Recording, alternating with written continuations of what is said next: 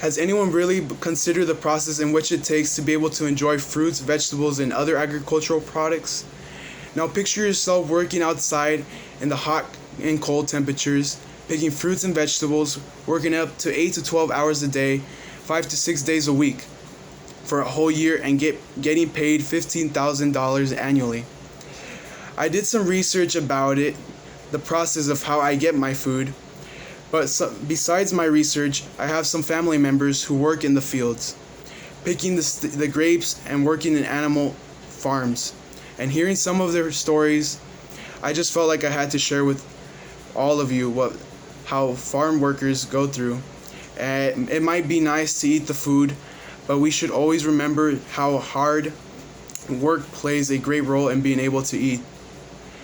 Agricultural farm workers in the United States play an important role in the agricultural business, but today I will be talking about some very important information about U.S. farm workers and how poorly the pay and conditions they work in. Also, I would like to share how migrant farm workers play a great role in the agricultural industries. And lastly, I would like to share how everything Cesar Chavez fought for and believed in has been forgotten.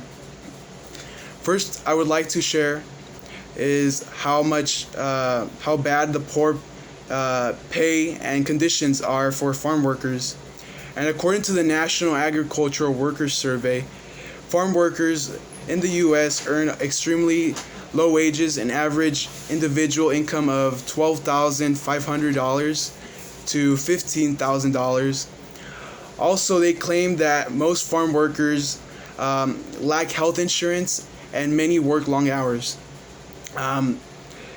More than half of NAWS respondents report working more than 40 hours a week. I learned about this issue from some family members who work every day for the long periods of time. Ever since my family members told me about their experiences working in the fields and working in animal farms, I felt like I needed to aware the public on this issue.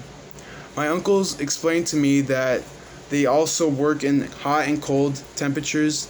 Another issue he mentioned to me was that they work 8 to 12 hours a day and are not paid enough to work those hours in hot and cold temperatures.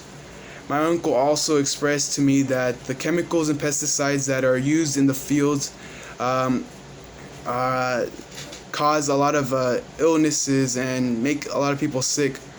And according to the NPR, the Trump administration is reportedly working on plans to reduce the wages of farm workers on U.S. farms. Because of the coronavirus pandemic, they want to take a lot of that economic stress off of farmers and reduce the wages of the farm workers. And it's very disappointing because they're already getting paid less, and then they're already being taken away more than what they make. Is a little bit more disappointing to me. And now that I have given some information about how poorly the pay and conditions are for farm workers, I would like to share with you how immigrants play a great role in the agricultural industries. According to the NAWS, approximately 71% of farm workers are undocumented immigrants. They also claim that 95% of the farm workers are from 95% are from Mexico, 3% are from Central America, and 2% are from other countries.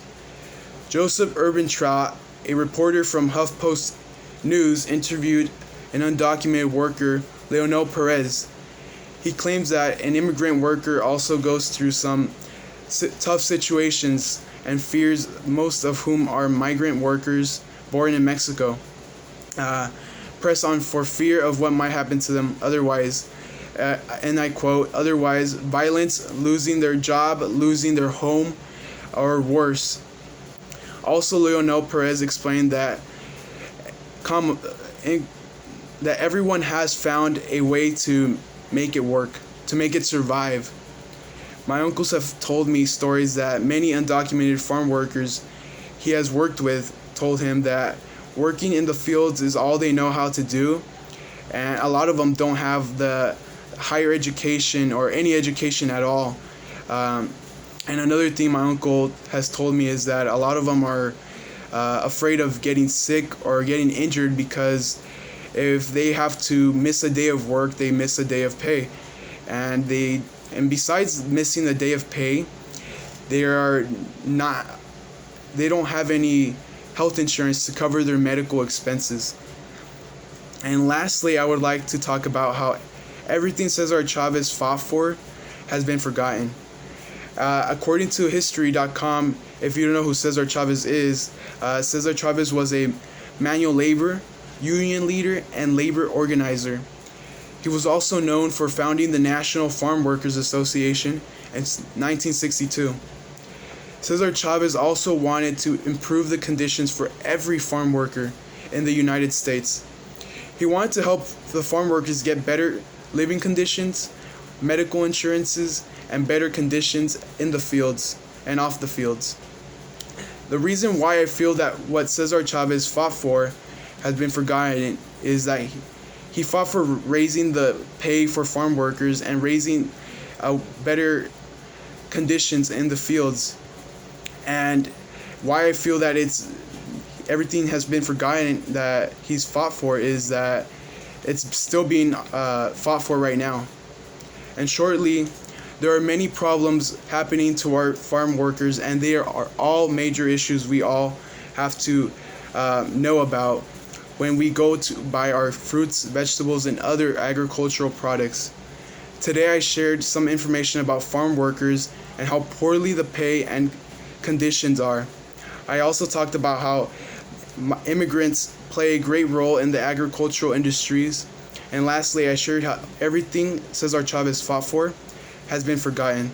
So the next time you go to a grocery store to buy fruits and vegetables and other products, remember who processes your food: farm workers.